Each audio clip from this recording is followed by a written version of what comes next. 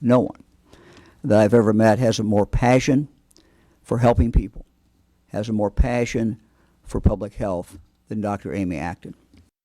But first tonight on News 5 at 11, something many of us did not see coming. Ohio Governor Mike DeWine says he has accepted the resignation of Dr. Amy Acton as the director of the Ohio Department of Health.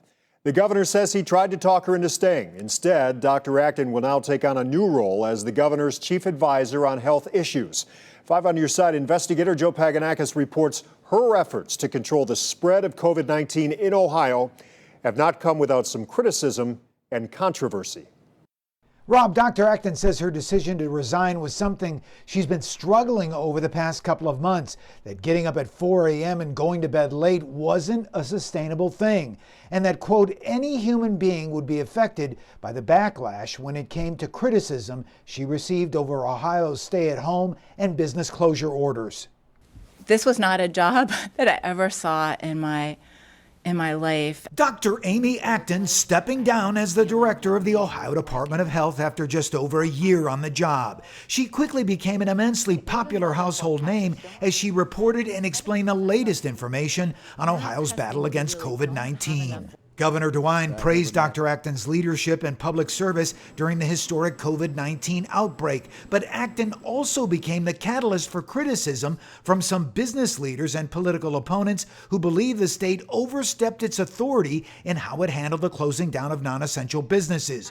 Protesters demonstrated at the State House and in front of her home. Some Republican leaders even tried to pass a bill that would limit her authority. How can we make decisions, policy decisions, if we don't know these facts?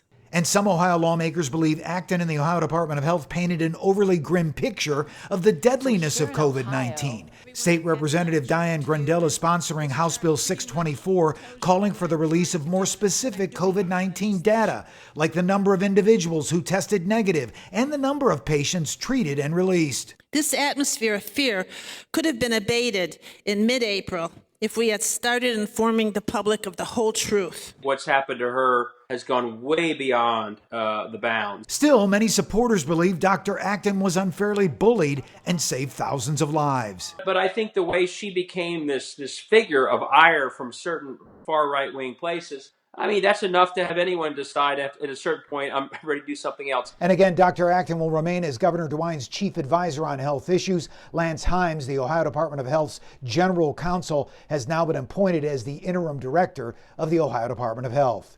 I'm 5 on Your Side investigator Joe Paganakis.